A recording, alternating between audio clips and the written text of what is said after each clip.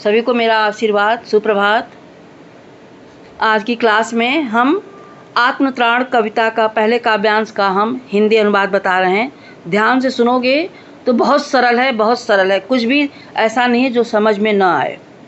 विपदाओं से मुझे बचाओ, यह मेरी प्रार्थना नहीं। कवि कहता है कि मैं ऐसी प्रार्थना नहीं करता, ऐसी विनती नहीं करता कि तुम विपत्ति से मुझे बचा लो, मेरे पर विपत्ति आए ही नहीं। मैं ये नहीं कहता, केवल इतना हो करुणामय, कभी न विपदा में पाऊँ भय। हे प्रभु, हे ईश्वर, मैं बस यही चाहता हूँ कि जब भी विपत्ति आए मैं कहीं भयभीत न हूँ, बस इतना ही करना। दुख ताप से व्यथित चित्त को न दो सांत्वना, नहीं सही पर इतना होवे करुणा में, दुख को मैं कर सकूं सदा जय। यहाँ पे कवि कहता है कि दुख रूपी ताप से मैं कभी दुखी न हो, मेरे चित्त में किसी प्रकार का अवसाद न हो, मुझे बस न दो सांत्वना। कहता है कि मेरे को सांत्वना नहीं चाहिए, मेरा दुख चित्त में किसी प्रकार का अवसाद नहीं होना चाहिए, दुख को देखकर मैं दुखी न हूँ। लेकिन हे प्रभु, बस इतना ही हो कि दुख जितना भी बड़ा से बड़ा आए मैं उस दुख पर विजय प्राप्त करूं, वो शक्ति मेरे अंदर भर दो, मैं कहीं दुखी न होऊं। कवि के कहने का तात्पर्य यह है कि चाहे विपत्ति आवे, चाहे दुख आवे, तुम मेरी सहायता मत करो, लेकिन मेरे अंदर इतनी ताकत दो, इतनी शक्ति दो कि उस दुख को पर मैं जीत जाऊं, उस दुख को मैं जीत लूं, उस पर विजय पाऊं, डट कर उसका मुकाबला कर लूं।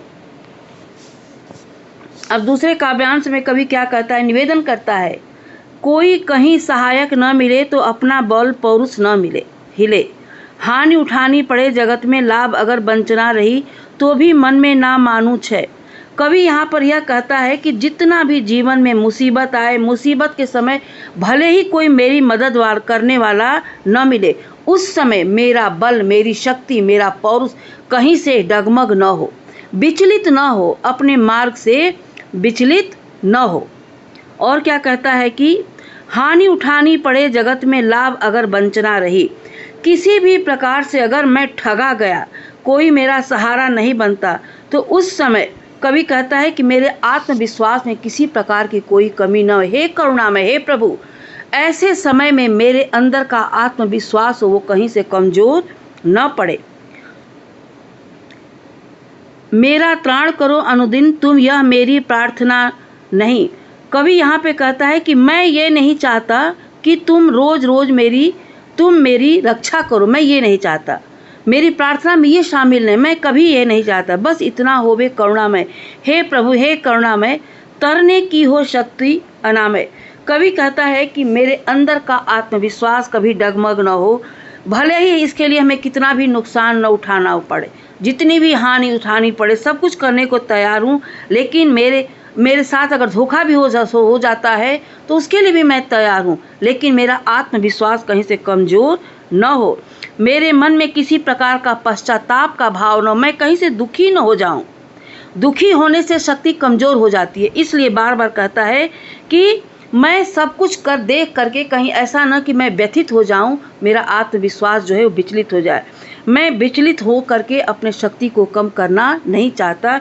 हे शक्ति, हे प्रभु, मैं यही प्रार्थना करता हूँ कि तुम हर दिन मुझे किसी न किसी संकट से मुक्ति दिलाते रहो, ये मेरी प्रार्थना नहीं है।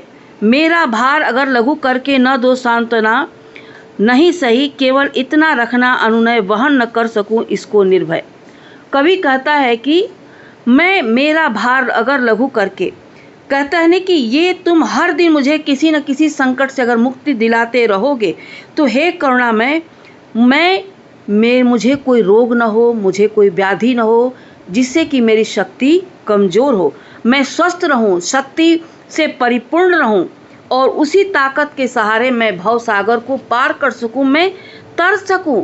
जितनी भी मुश्किलें हो, जितनी भी कठिनाइयाँ हों, मैं उनको बड़ी सरलता से, सहजता से, अपने पौरुष से, अपने शक्ति से, अपने आत्मविश्वास के सहारे निर्भय हो करके मैं उसको पार करता चला जाऊं। कवि के कहने का तात्पर्य यह है कि आप बस कृपा बनाए रहिए, हम आपसे कुछ चाहते नहीं है। मेरे अंदर की जो शक्ति है, जो क्षमता है, जो ताकत है, जो पौरुष है, जो आत्मविश्वास है, वो कहीं विचलित न हो, कहीं हम दुखी न हो। दुखी होने से पराक्रम शक्ति कमज़ोर हो जाता, ढीला पड़ जाता है। इसीलिए कवि गुहार करता है कि हे प्रभु, तुम मेरे में इतनी ताकत दो कि मैं कहीं से कमज़ोर न हूँ और मैं विपत्तियों का सामना करूँ डट करके, पूरे उत्साह से, पूरे शक्ति से परिपूर्ण होकर। अब अगली कविता में, अगली क्लास में हम आपसे मिलेंगे।